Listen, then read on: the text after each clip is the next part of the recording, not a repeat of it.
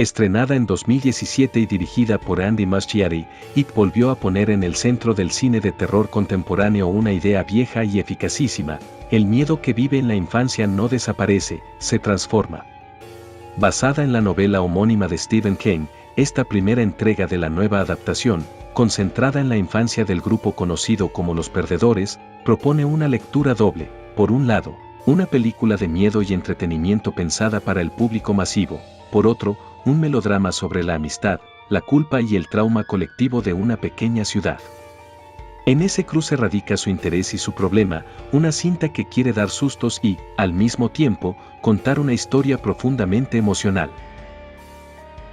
La película sigue a un grupo de niños, marginados, distintos entre sí pero unidos por el miedo, que se enfrentan a una entidad malévola que adopta la forma de un payaso llamado Pennywise. Los sucesos comienzan cuando niños del pueblo desaparecen o mueren en circunstancias extrañas. El grupo, autodenominado Los Perdedores, descubre que hay una fuerza que se alimenta del terror y que tiene una conexión oscura con la historia misma de la ciudad. La narración alterna episodios de terror directo, ataques, visiones, pesadillas, consecuencias de investigación, ritual colectivo y la consolidación de los lazos entre los niños. El clímax reúne lo fantástico y lo ritual. La confrontación contra Pennywise es tanto literal como simbólica. Estructuralmente, la película funciona como un film de iniciación: introduce a los personajes y establece sus miedos personales, los obliga a un rito de paso violento y cierra ese arco con una victoria frágil que, sin embargo, les permite regresar a una apariencia de mundo normal, con la promesa de que la amenaza no está definitivamente erradicada. Esa promesa conecta esta entrega con la segunda película de la adaptación, centrada en la adultez de esos mismos personajes. La puesta en escena privilegia el contraste entre el color del mundo infantil, colores brillantes, elementos cotidianos, y la oscuridad de las manifestaciones del horror. La película utiliza con eficacia el diseño de producción para convertir ubicaciones comunes, alcantarillas, piscinas municipales, bosques en las afueras, en escenarios del terror. El payaso Pennywise funciona como icono visual: maquillaje, vestuario y actuación componen una figura atemporal, capaz de transitar entre lo grotesco y lo hipnótico. Desde el punto de vista formal, hay dos registros que conviven en la película: el susto de corte moderno, edición rápida, efectos digitales, jump scares, y la construcción clásica del suspense, puntos de vista que revelan antes de tiempo, silencios tenso, musicales que anticipan el peligro. La banda sonora y la utilización del silencio contribuyen a modular esos instantes en los que la película quiere impactar. Técnicamente, la combinación de efectos prácticos y digitales tiene resultados mixtos. Algunas apariciones y transformaciones funcionan por su textura y peso físico; otras, en cambio, muestran los límites del CGI en momentos de exceso. It articula su motor dramático en la infancia como espacio de vulnerabilidad y creatividad. Los niños no solo son víctimas potenciales, son sujetos con recursos, imaginación, juegos, rituales, que les permiten resistir una fuerza que no respetaría a los adultos. La película insiste en que la infancia no es un estadio sentimental inofensivo, sino un terreno donde se inscriben las certezas y traumas que marcarán la vida adulta. La ciudad funciona como un organismo con amnesia. La historia de la violencia es sistemáticamente ocultada, maquillada o explicada con silencios. Esa represión facilita la repetición cíclica del horror. La película muestra cómo las instituciones, escuela, autoridades, fallan en proteger a los niños o explicar lo que sucede, y cómo la comunidad reproduce una especie de complicidad pasiva que permite que el mal se reproduzca. Cada miembro del grupo carga con un miedo íntimo: la culpa por la muerte de un hermano, el abuso familiar, el racismo, el rechazo social, la hipocondría, y la batalla contra Pennywise funciona como confrontación ritual contra esas sombras. La victoria no borra el trauma, pero sí les da una forma de hablarlo y una promesa de solidaridad. Ese trabajo simbólico convierte a la película en un melodrama colectivo, terror más terapia grupal. El enfoque a continuación prioriza la psicología interna y la función narrativa de cada personaje dentro del film. No se incluyen datos de reparto para mantener el análisis centrado en la obra. Pennywise es la manifestación física de un miedo arcaico que se alimenta de la imaginación de los niños.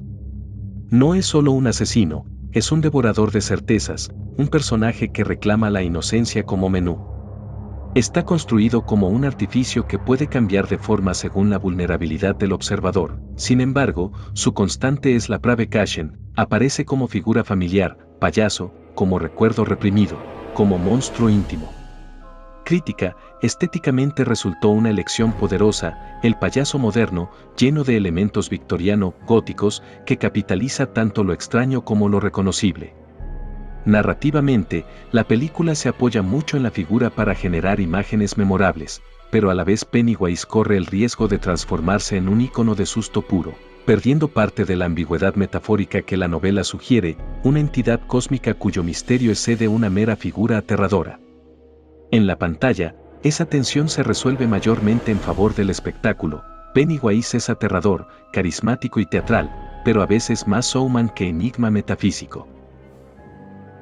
Bill encarna el dolor por una tragedia familiar anterior, la muerte de su hermano menor. Ese trauma moldea su conducta, siente culpa y, a la vez, asume la responsabilidad de reunir y liderar al grupo. Bill es el eje moral del equipo, su determinación no nace del poder físico sino de una necesidad moral de corregir lo que ocurrió. Su arco es el de transformar la culpa en acción colectiva. Crítica, el personaje funciona bien como palanca emocional de la película, su densidad dramática ofrece un ancla humana que evita que todo quede reducido al susto. Aún así, la película a veces simplifica su proceso interno, el camino de la culpa al perdón aparece ligeramente acelerado para mantener el ritmo, lo que deja algunas sutilezas psicológicas menos exploradas de lo que la novela permitía. Beverly representa la infancia marcada por la violencia y la sexualización precoz. Su personaje articula uno de los conflictos más incómodos, el horror íntimo del abuso y la manera en que la comunidad lo ignora o lo normaliza. Beverly es, además, el centro emocional que activa los recursos protectores del grupo, su vulnerabilidad los mueve a la acción y su fortaleza proporciona una lección de sobrevivencia. Crítica, la película aborda con cuidado el tema del abuso, le da presencia, lo muestra como socialmente silenciado, pero algunas decisiones visuales y narrativas optan por sugerir más que mostrar los detalles traumáticos, lo que evita la explotación gráfica pero también, en ciertos pasajes, atenúa la complejidad ética del tema. En términos de representación, el filme es sensible, pero el arco de Beverly padece de la necesidad de balancear el terror pulp con el drama serio, el resultado es poderoso, aunque no exento de tensiones. Richie es la válvula cómica del grupo, utiliza la broma, la imitación y la irreverencia para disimular el miedo. Psicológicamente ofrece el recurso del humor como mecanismo de afrontamiento, desacralizar la amenaza para mantener la cordura colectiva. Su función narrativa es doble, romper la tensión para modular el ritmo y proveer momentos de humanidad que recuerdan la edad de los protagonistas.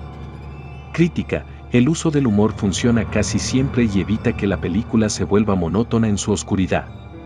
No obstante, el personaje corre el riesgo de quedarse en la caricatura si el guión lo relegara exclusivamente a la función cómica. Afortunadamente, la película le da momentos de vulnerabilidad que equilibran su perfil. Ella representa la fragilidad criada por la sobreprotección parental, la hipocondría y el miedo aprendido. Su nerviosismo extremo y su tendencia a la catástrofe anticipada lo hacen valioso para el grupo, pues su precaución alerta de peligros que otros no perciben. Su arco trata sobre la conversión del miedo aprendido en valentía real cuando la circunstancia lo exige. Crítica, Ari es un personaje muy efectivo desde el punto de vista de grupo, su transformación simbólica, de ser cuidado a cuidar, es una de las pequeñas victorias emocionales del film. La película evita caricaturizar su condición y logra humanizarla, aunque por momentos la urgencia del ritmo impide un desarrollo psicológico más detenido. Ben funciona como el pegamento de los perdedores, es el que conjuga imaginación y valentía, y además aporta una presencia física que complementa a los demás. Su figura ofrece la promesa de un mundo posible. Ben no es solo fuerza bruta, también es el soñador que trabaja en ideas, por ejemplo, la idea del club, el refugio común, para convertir el temor en acción planeada. Crítica, Ben, en la película, retiene mucho de la figura arquetípica de héroe juvenil, buen corazón, físico capaz y lealtad inquebrantable. El riesgo es la idealización. Sin embargo, el film consigue que su perfil resultante sea creíble y emotivo sin caer en la simplicidad. Mac aporta la perspectiva que el resto desconoce, la memoria histórica del pueblo y el componente racial. Como personaje que conoce la historia oculta, Mac es clave para revelar la naturaleza cíclica del mal. Además, su personaje abre la puerta a lecturas socioculturales, la negación, el racismo estructural y la forma en que ciertas comunidades son excluidas del discurso oficial. Crítica: la presencia de Mac en la película es crucial. Sin embargo, por la densidad de personajes y el tiempo de metraje, su arco queda algo comprimido. La película usa su función con acierto, es el custodio de la memoria, aunque algunos matices adicionales sobre su experiencia colectiva se truncan por la necesidad de ritmo. Stanley representa la incredulidad racional, el personaje que prueba la línea entre lo posible e imposible. Su escepticismo inicial y su posterior implicación permiten a la película explorar la idea de que la razón sola no basta cuando la realidad se ha alterado profundamente. Stanley aporta la tensión entre explicación lógica y fenómeno sobrenatural. Crítica: su figura es menos trabajada que la de otros, pero cumple una función dramatúrgica esencial, sirve como termómetro del grupo para medir la evolución desde la duda hacia la conspiración compartida. El niño cuyo encuentro con la entidad abre la película es el corazón moral de la tragedia, su desaparición es lo que cataliza el conjunto de eventos y la culpa en Bill. Georgie es el símbolo de la infancia arrebatada y del daño que no puede ser explicado con eufemismos. Su pérdida es la herida emocional que guía toda la narración. Crítica: su presencia breve pero significativa es uno de los aciertos del film, una pieza emocional que justifica la búsqueda y el dolor de los personajes principales. La película maneja la secuencia inicial con eficacia, convirtiéndola en imagen fundante. Un acierto central de la película es mostrar al grupo no solo como una suma de caracteres, sino como un organismo ritual. Sus juegos, sus juramentos y la construcción de un refugio, una cabaña, un club, funcionan como prácticas de contención que, simbólicamente, les permiten convocar el coraje para enfrentar lo inimaginable.